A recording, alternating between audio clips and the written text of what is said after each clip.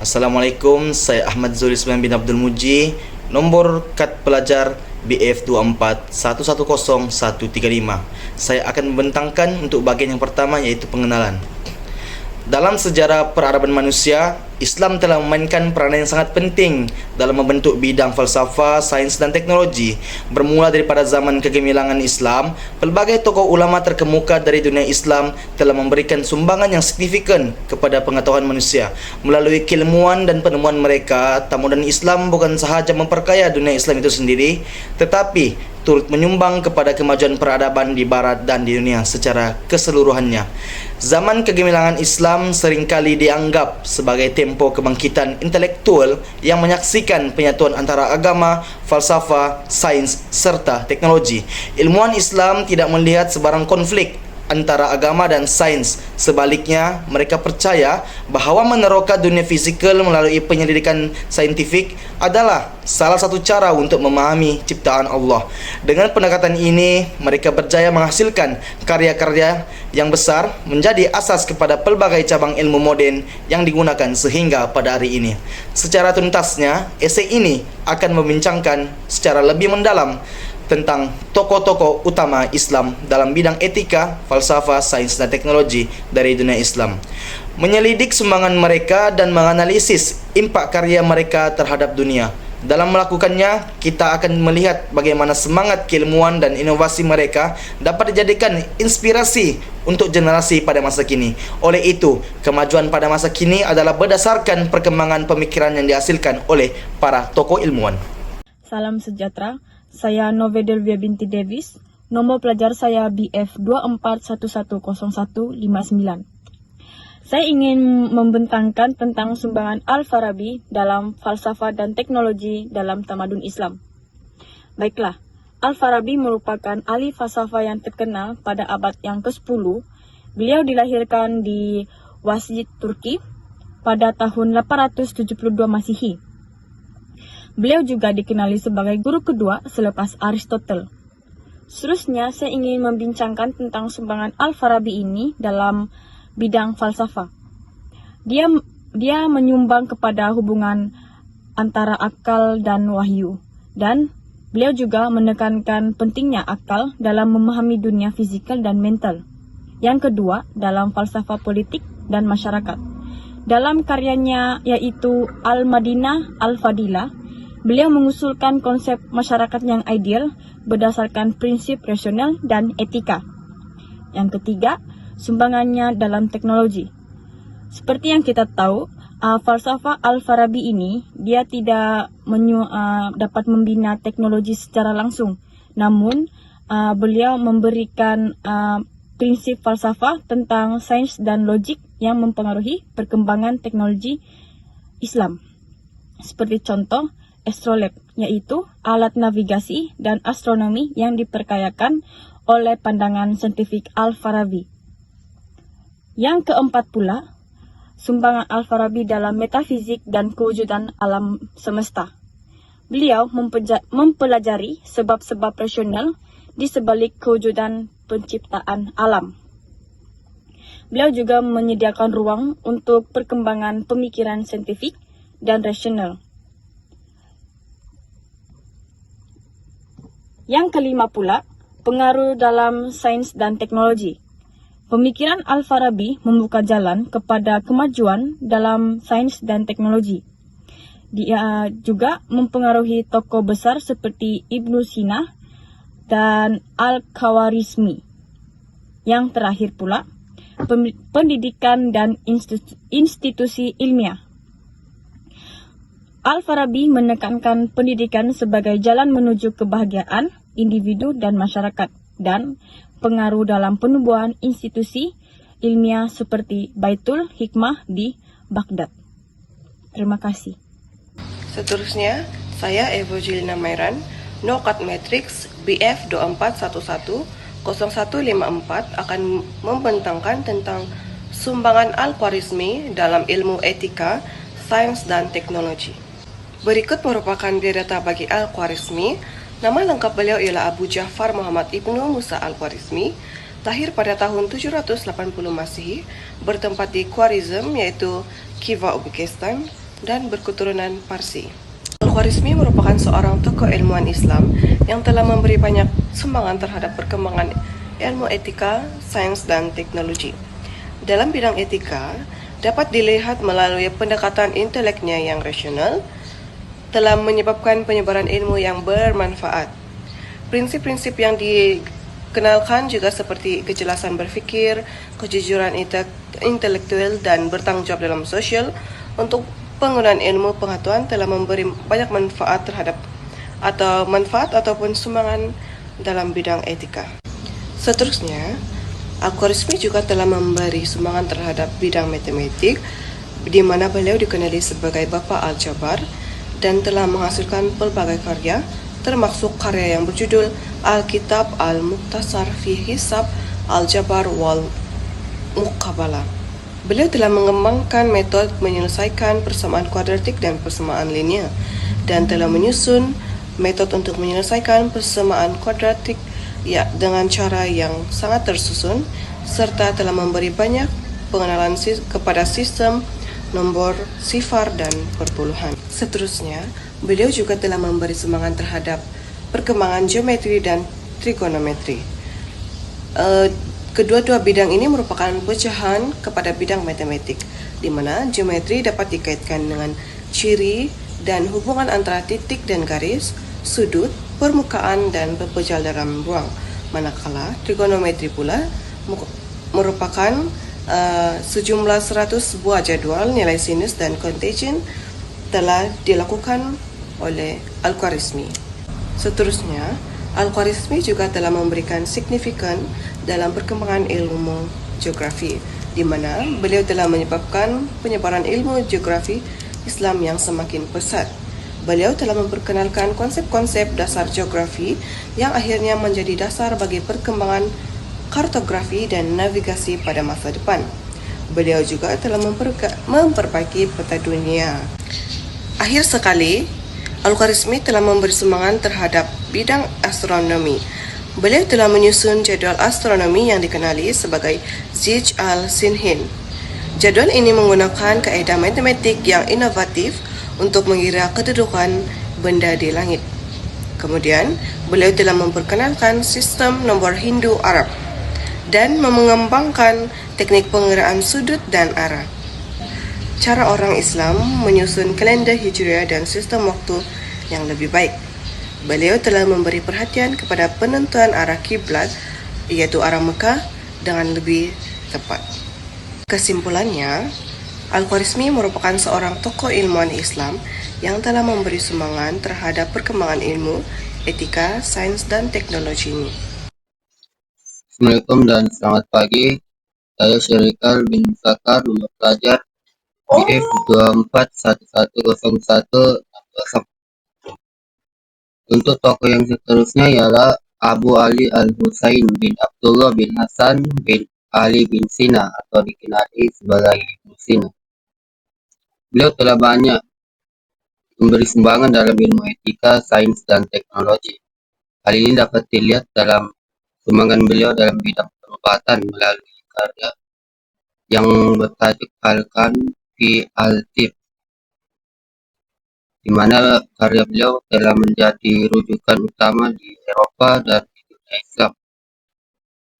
Karena kandungan yang terdapat dalam karya beliau seperti maklumat anatomi manusia, rawatan penyakit, dan penggunaan haba telah membuka minda semua, khususnya dalam bidang perobatan.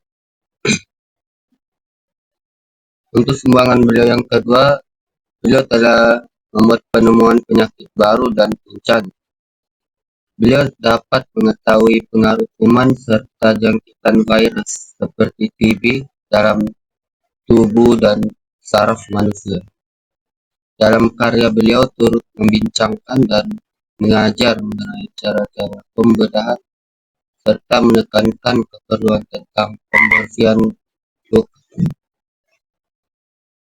Beliau juga telah memberi sumbangan dalam bidang geologi, kimia, serta kosmologi. Hal ini dapat dilihat daripada karangan beliau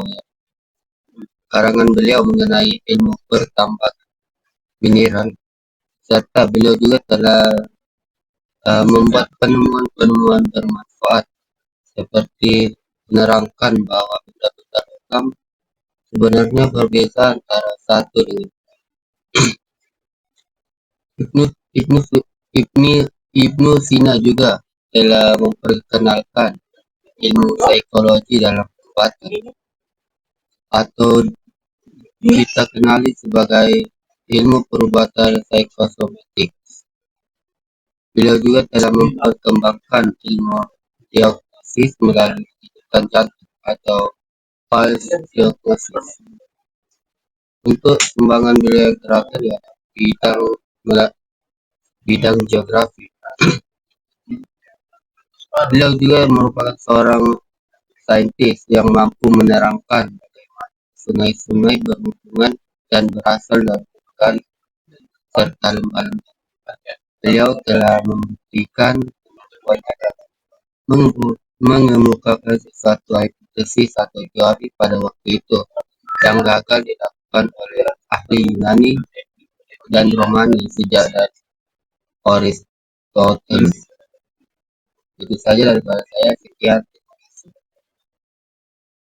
Selamat sejahtera, nama saya Jospina Joseph, nomor matriks BF 24110148.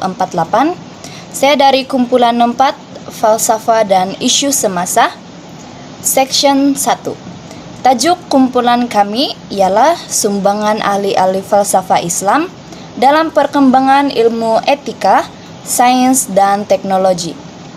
Salah satu ahli filsafah yang telah saya pilih ialah Ibnu Rushd. Ibnu Rushd adalah salah satu falsafah Islam, ahli falsafah Islam dalam perkembangan ilmu etika. Nama panjang beliau ialah Abu Walid Muhammad bin Abu bin Rushd. Beliau berasal dari Andalusia. Beliau juga seorang filsuf, ahli logik dan cendekiawan. Dalam tradisi barat, beliau diberi gelaran sebagai Averroes. Terdapat beberapa sumbangan Ibnu Rushd dalam perkembangan ilmu etika, antaranya etika rasional. Etika rasional ialah salah satu sumbangan yang sangat penting Ibnu Rushd dalam bidang etika.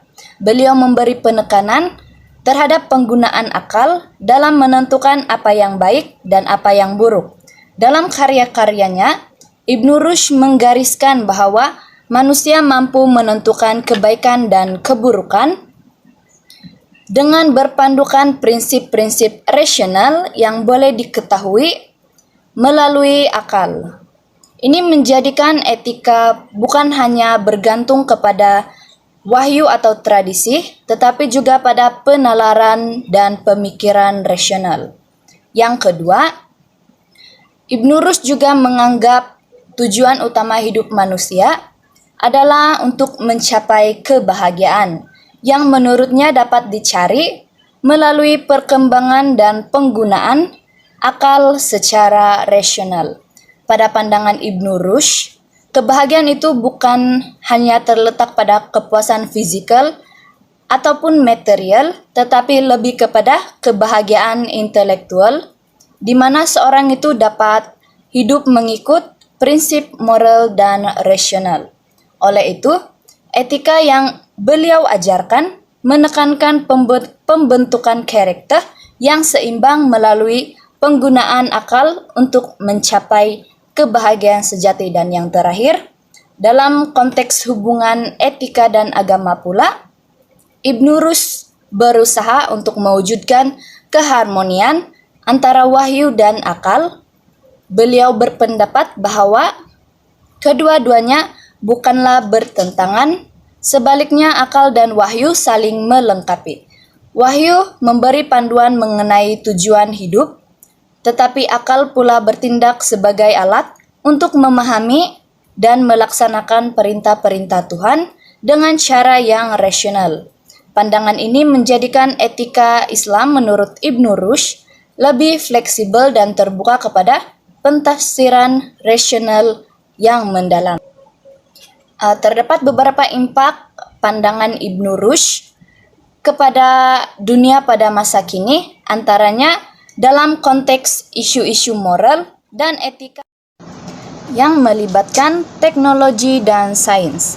Dalam dunia yang semakin kompleks dan global ini, penerapan prinsip-prinsip rasional dan harmonisasi antara agama dan akal yang dicadangkan oleh Ibnu Rushd memberikan jalan bagi perbincangan antara sains, agama, dan etika dalam menghadapi cabaran zaman modern. Selain daripada itu, penerapan nilai rasionalisme dalam etika juga penting dalam mengatasi masalah-masalah moral yang timbul dalam masyarakat masa kini, seperti hak asasi manusia, keadilan sosial, dan kebebasan individu. Dengan mengutamakan akal dan rasionalisasi, Ibnu Rushd memberi sumbangan penting kepada perkembangan pemikiran etika yang mementingkan kesejahteraan manusia sebagai matlamat utama. Secara keseluruhannya, Ibnu Rushd adalah tokoh yang sangat berpengaruh dalam perkembangan ilmu etika, baik dalam tradisi Islam maupun tradisi falsafah Barat. Beliau berjaya mengintegrasikan akal dan wahyu dalam etika, menjadikan etika bukan sekadar satu sistem moral yang bersifat dogmatik, tetapi satu panduan yang boleh difahami dan diterima secara rasional. Pemikirannya yang menekankan penggunaan akal dalam mencapai kebahagiaan serta keseimbangan moral memberi sumbangan yang signifikan kepada perbincangan etika dalam konteks zaman modern. Sekian, terima kasih. Seterusnya, saya Hevelyn binti Sital, nomor matriks BF 241110130 akan membentangkan tentang sumbangan Ibnu Al-Haytham dalam bidang teknologi. Ibnu Al-Haytham merupakan ilmuwan terkenal yang berasal dari Irak dan telah memberikan sumbangan dalam bentuk optika matematika, metode ilmiah eksperimen, dan banyak lagi. Impak dari sumbangan yang telah dilakukan oleh beliau telah membuka jalan kepada penemuan teknologi modern seperti kamera, mikroskop, dan teleskop. Saya mulakan dengan penerangan penemuan Ibnu Al-Haytham kepada kamera obskura. Kamera obskura merupakan sebuah alat yang memaparkan gambar luar ke dalam bilik gelap melalui lubang kecil. Impak dari penemuan Ibnu Al-Haytham adalah asas pengembangan kamera fotografi, mikroskop, dan teleskop. Penggunaan kamera obskura dalam teknologi visual telah meningkatkan pembangunan kamera fotografi pada abad ke-19 dengan prinsip obskura yang telah mula diterapkan dalam kehidupan pada abad itu. Seterusnya, sumbangan Ibnu Al-Haytham dalam lensa optik. Ibnu Al-Haytham telah membuat kajian pembiasan cahaya yang telah mewujudkan penemuan baru, yaitu lensa yang memfokuskan cahaya untuk menghasilkan image yang jelas. Lensa optik ini telah digunakan dalam sains, astronomi, dan perubatan. Impak dari sumbangan yang telah dilakukan oleh beliau, pembangunan mikroskop dan teleskop semakin berkembang setelah adanya penemuan beliau. Mikroskop ini digunakan untuk menganalisis objek yang tak terlihat oleh mata kasar manusia, manakala teleskop pula digunakan untuk memerhati objek jauh seperti bintang dan planet. Di samping itu, Ibnu Al-Haytham juga memberikan sumbangan dalam metode saintifik. Ini karena beliau berpendapat bahwa eksperimen dan dokumentasi kepada ujian teori harus dilakukan dengan verifikasi yang betul. Beliau memberi teori bahwa setiap eksperimen harus diuji dan didokumentasikan untuk mencapai penemuan baru. Kesimpulannya, Ibnu Al-Haytham merupakan tokoh yang penting dalam perkembangan sains dan teknologi. Sumbangan beliau dalam bidang teknologi banyak mempengaruhi teknologi, pencitraan, perubatan, astronomi, dan sains modern. Beliau banyak memberikan manfaat kepada umat manusia. Assalamualaikum, nama saya Miza Azila binti Rosli, nomor metrik BF24110139. Saya akan membentangkan sumbangan ahli falsafah Islam yaitu Al-Kindi. Nama penuh beliau ialah Abu Yusuf Yaqub bin Ishaq Al-Kindi. Beliau dilahirkan pada tahun 800 Masehi dan lahir di kota Kufah. Dalam bidang sains ialah beliau memberi sumbangan besar dalam bidang astronomi, perubatan, matematik, dan optik. Beliau juga mengkaji fenomena pembiasan dan pantulan cahaya dan mengkaji kaidah pencampuran ubat menggunakan nisbah matematik untuk memastikan keberkesanan. Seterusnya dalam bidang teknologi, beliau dianggap sebagai pelopor dalam kriptografi atau ilmu kode rahasia. Beliau menciptakan teknik analisis frekuensi untuk memecahkan message berkode yang menjadi asas dalam keselamatan komunikasi. Selain itu, beliau menggunakan matematik untuk menyelesaikan masalah teknikal dalam reka bentuk alat astronomi dan mekanikal. Beliau juga terlibat dalam perkembangan alat pengukuran massa seperti jam mekanikal, menunjukkan kepakarannya dalam menggabungkan teori dan amalan dalam teknologi. Dan yang terakhir dalam bidang falsafah, beliau menghasilkan lebih 260 karya termasuk On First Philosophy yang membincangkan metafizik dan konsep keesaan Tuhan. Dan yang terakhir menggariskan kepentingan falsafah dalam memahami hakikat alam dan kedudukan manusia di dalamnya. Kesimpulannya, Al-Kindi bukan sahaja menyumbang kepada perkembangan ilmu di dalam dunia Islam. Pemikiran dan karyanya diterjemah ke dalam bahasa Latin dan mempengaruhi ahli falsafah serta saintis barat. Dengan menggabungkan ilmu falsafah, sains, etika, dan teknologi, Al-Kindi menunjukkan bahwa pemikiran rasional dan iman boleh bersatu untuk menghasilkan kemajuan. Beliau dikenang sebagai tokoh perintis dalam tradisi intelektual Islam yang telah memberikan impak besar kepada sejarah tamadun manusia. Selamat sejahtera semua, nama saya Elivia Jaibon, nomor metrik BF24110134. Saya akan membentangkan sumbangan Al-Razi dalam perkembangan ilmu etika, sains, dan teknologi. Antara sumbangan-sumbangan yang telah diberikan oleh Al-Razi adalah dalam bidang perubatan, di mana beliau telah menjumpai penyakit campak, cacar tulin, dan juga cacar biasa. Selain itu, beliau merupakan orang pertama yang menggunakan sebatik lambem dalam memproses krim.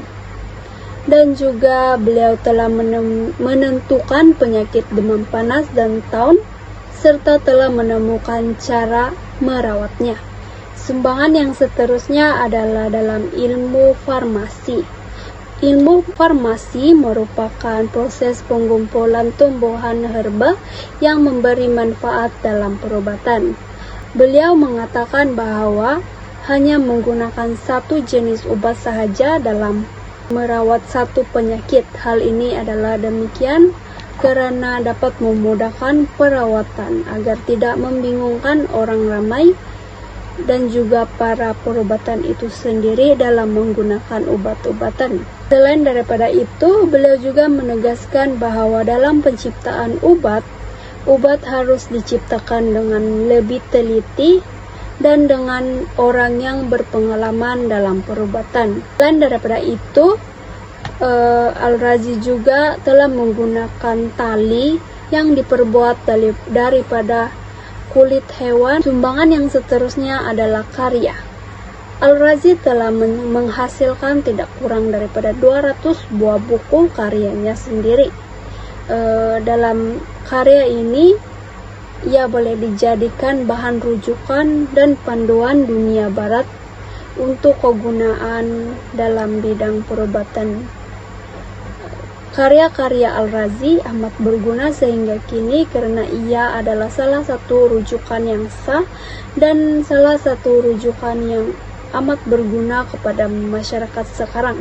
Baik, seterusnya adalah 3 pendekatan utama yang telah dikemukakan oleh Al-Razi.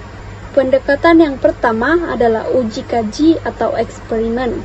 Eksperimen merupakan salah satu teknik untuk mengenal pasti punca dengan lebih tepat dan juga jenis penyakit. Dalam merawat pesakit, para perubatan haruslah menggunakan eksperimen sebelum melakukan perawatan kepada pesakit. Selamat digunakan dan tidak memberikan risiko yang tinggi kepada pesakit. Untuk pendekatan kedua yaitu mengenal pasti penyakit.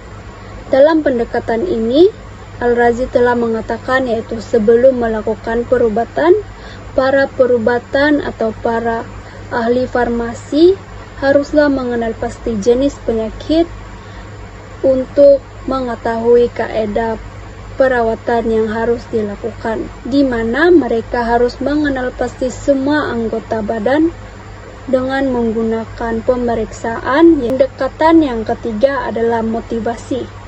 Dalam pendekatan ini, Al-Razi telah mengatakan bahwa seorang pesakit haruslah mempunyai motivasi yang tinggi untuk memudahkan perubatan dilakukan. Hal ini demikian karena apabila seorang pesakit mempunyai semangat yang tinggi untuk sembuh, mereka akan mengikuti semua peraturan atau semua tunjuk ajar yang telah dilakukan oleh dokter itu untuk sembuh. Sebagai kesimpulannya, peranan ilmuwan Islam seperti Al-Farabi, Ibnu Sina, Al-Jazari telah memberi sumbangan besar dalam falsafah sains dan teknologi. Seterusnya, penggabungan agama dan sains. Ilmuwan Islam telah menggabungkan ajaran Islam dengan penyelidikan saintifik yang menunjukkan hubungan harmoni antara agama dan sains. Ketiga pula, sumbangan kepada dunia barat. Pemikiran mereka telah mempengaruhi perkembangan ilmu di Eropa pada zaman pertengahan. Keempat, inovasi teknologi. Dengan adanya pemikiran mereka ini, inovasi seperti astrolab dan jam mekanikal telah mempercepatkan kemajuan dalam kejuruteraan dan pengeluaran. Kelima, ilmu untuk kesejahteraan manusia.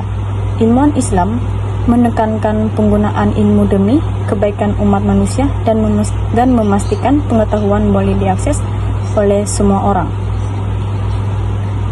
Seterusnya, warisan dalam dunia modern. Pemikiran mereka terus memberi inspirasi dalam kemajuan ilmu pengetahuan dan teknologi pada hari ini. Yang terakhir, ilmu sebagai kunci kemajuan. Semangat mereka telah memberikan bukti yang kukuh bahwa ilmu dan kebijaksanaan adalah asas kemajuan dalam peradaban manusia. Sekian sahaja daripada pembentangan kami. Sekian, terima kasih.